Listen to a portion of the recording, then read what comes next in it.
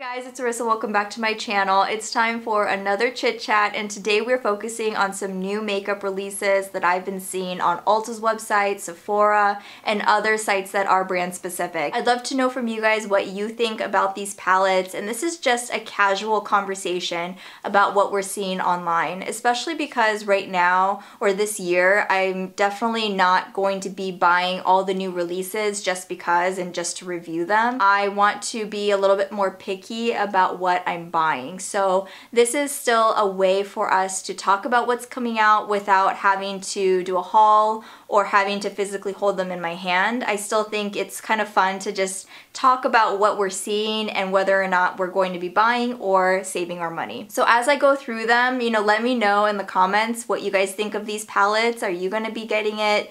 Do you want to hold off? Do you think it's maybe not worth the money? It's just a conversation starter. So I hope you guys like this format, and if you have any other kinds of products down the road that you want us to talk about, maybe some holiday specific releases that we're seeing, let me know, because today we're focusing on palettes. So face palettes and eye palettes. So here's one that really caught my eye right away before it was even released for the public, and it's the Hourglass Ambient Lighting Edit Volume 4 palette. There are two new palettes from Hourglass that are out right now. The other one is called the Ambient Lighting Edit Unlocked palette, but the one I'm talking about is the one that has the three ambient lighting powders and the bronzer, blush. Actually, it's two blushes. So a bronzer, two blushes, and the three ambient lighting powders. So years ago, I did a review on a very similar palette that they released for the holidays, and in that one I talked about how it wasn't a good value. So although I definitely wanted to get this one in particular this time around, I had to kind of go back and think about what I said about the previous palette. I have the dim light, I have diffuse light. Those are two powders that I have in here, and I don't need this palette. So same thing as before, when you add up the amount of product that you get with each of these individual powders, it's still less than one full-size Hourglass powder. So that's something to definitely keep in mind, because this is an $80 palette. Of course, if you've never tried Hourglass before, this could be a really good way to test 6 different powders all at once, which is, I'm pretty sure, what I said before, but I'm not really in that boat right now. I have other powders that I've been loving and using from Hourglass, and I know that I can hit pan on those powders. So I had to remind myself, I'm gonna say no to this, but I'd love to know if you guys are getting this, if you did get this, and what your thoughts are on it. Next is an Anastasia Beverly Hills eyeshadow palette called Sultry, and this is $45, and she comes out with a new palette probably every few months that always look really enticing, but I haven't gotten one since Modern Renaissance. It's been a while, and that was when Modern Renaissance was still pretty new. And this does come with a color scheme that I like. I like that there is a pop of color in here, which is a really bright coral. Although that's not really one that I would say I would love as a pop of color for myself, but I think in general to come out with a palette that's very neutral but then have a pop like that is really nice. So if you're interested in something like that, this looks really pretty. It has a lot of shimmer, glitter, metallic finishes, but then also some very good staple matte colors. What do you think of this palette? Is this something that you want to get? Is this a pass for you? And have you been getting all the other Anastasia palettes? Because sometimes people just like to have them, collect them, and it's a no-brainer to get. But for me, it has been a while since I've gotten an Anastasia palette, and I think I'm also going to be passing on this one just because that pop of color isn't really one that I would use often, and the other colors, the neutrals, I have so many neutrals already. Next is the Urban Decay Naked Cherry.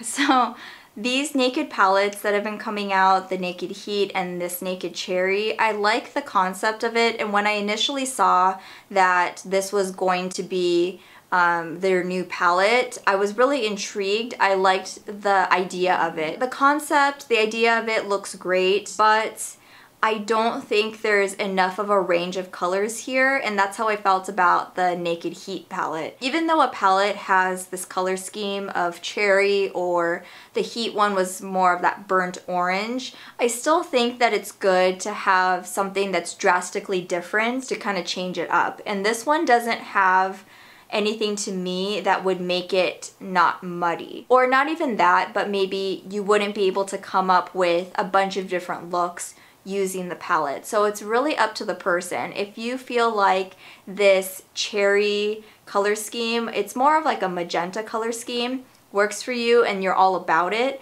then this would be a great palette to get. But just saying that with these types of palettes, for especially $49, it'd be good to have some more dark, rich shades to kind of pair with more of those mid-tone colors. But I'd love to know from you guys what you think of Naked Cherry. Maybe the naked theme in general, the naked palettes should kind of die down and they should maybe move on to something else.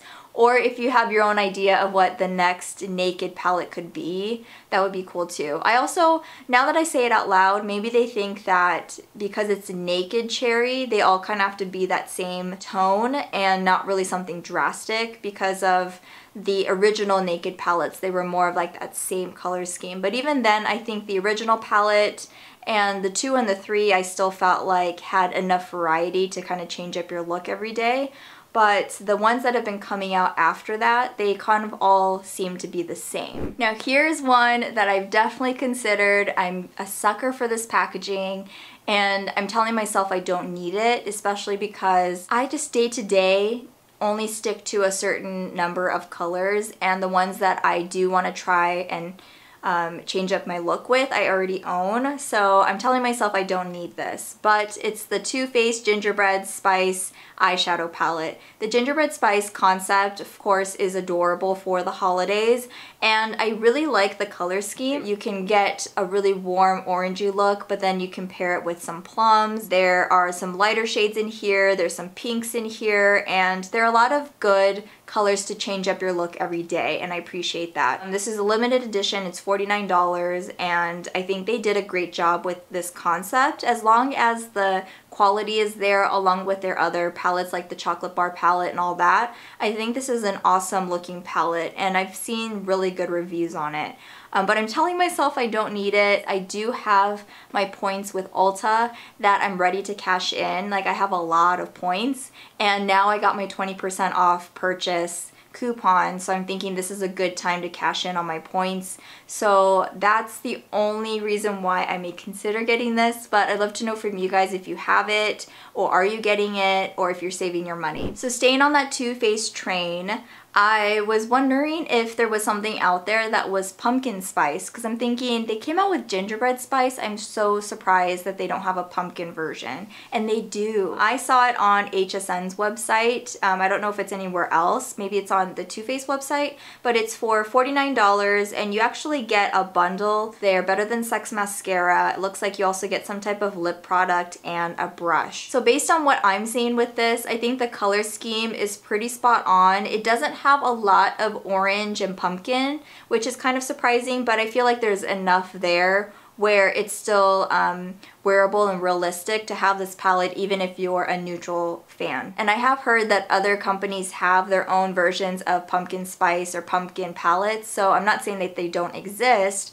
but I was surprised that Too Faced didn't come out with their own PSL pumpkin spice palette, or at least I thought they didn't, but they do have it, and it's on the HSN website. It looks like one of their holiday palettes, the way that it's laid out. It looks like it's that cardboard material, and I definitely don't think I need it by any means, but in terms of just, you know, I'm a big pumpkin spice fan, so it definitely caught my eye, and I wanted to let you guys know about it in case you may have not seen it before. These next two I'm just going to talk about together because it's a very similar style, but two different kinds, and one's from Ulta's website and one is from Sephora's website. They have the Tickled Peach Mini Eye Palette, and then they have the Sugar Cookie Eyeshadow Palette. Even though I try to be realistic about these things and I try to look at what's beyond the packaging, I really get sucked into cute packaging sometimes. So the Sugar Cookie palette looks really cute, gotta say, and these are both $26.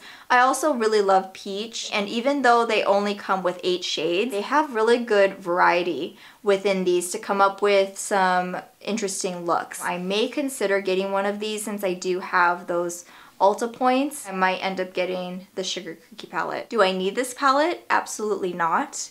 but it does look really cute and it might make for a good gift as well. So the next few palettes are all in the drugstore price range, and this one right here that I'm going to talk about now, I'm not necessarily interested in it because of the palette itself, but because of who's behind it. So I went on Target's website wondering what's out there, is there anything new, and I saw that, and it's not out yet, but it says coming soon, Target Beauty is going to be a thing. Do you guys know about this already? Am I late to the game here? So this is called the Adore You Square Eye Palette, and it's by Target Beauty, and it's only $5. So I don't know how tiny this palette is, but you know what it looks like to me? A Milani palette, like their gilded, is it called the Gilded Eye Palette?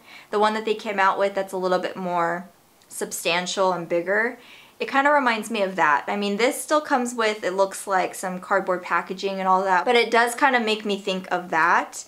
And I'm excited to see Target Beauty coming out with things. And there are more things that, or more items that I'm seeing on their website. And the next three are from e.l.f. So this one is a new face palette, and it's $7, and it has highlights, blush, and bronzer. These are round pans, and they come with 8 in the palette. So it looks like a good face palette for $7. I'd be intrigued to see what that's like. And the last two are from their Modern Metals collection that came out. And I guess 4 beauty influencers collabed with e.l.f. and they came out with these products. So one is their Modern Metals blush and highlighter palettes, and then they have an eyeshadow palette. It's called the 10-piece eyeshadow palette. Shimmer and some mattes.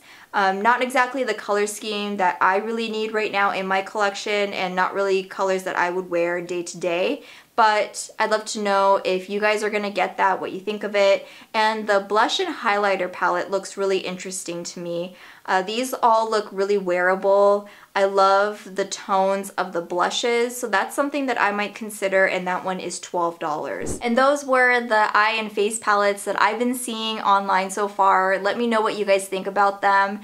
And I also wanted to quickly talk about my upload schedule. So just not to kind of like throw it at you out of nowhere, but I wanted to at least address it before I just randomly change it. So up until this point, so I came back in June after taking some time off, and I've been uploading on Sundays and Thursdays pretty much every single week.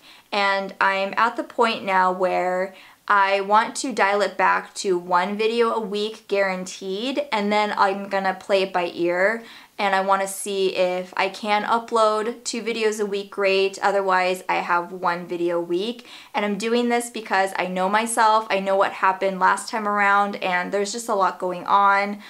Work is really crazy, especially with the elections coming up. I know that being in news, it's been really busy, and it's just gonna get even busier. So in order for myself to stay sane and stay grounded, I want to not tie myself down to this specific Sunday, Thursday upload schedule. So for now, I'm gonna say I'm uploading once a week, most likely on a Sunday still, and kind of go from there. So I hope you guys understand. I mean, this is my hobby. I work full-time separately. This is my hobby. And so I want it to still feel like a hobby and be able to just talk about makeup and other categories in my life and still enjoy it, because this is my way to still be creative, still be able to shoot and edit video and have fun with it, and I want to make sure that I still feel that way. So I hope you guys understand that, and I really appreciate it. So that's it for now, guys. Thank you so much for watching, and if you have any other video requests, let me know in a comment below, and I will see you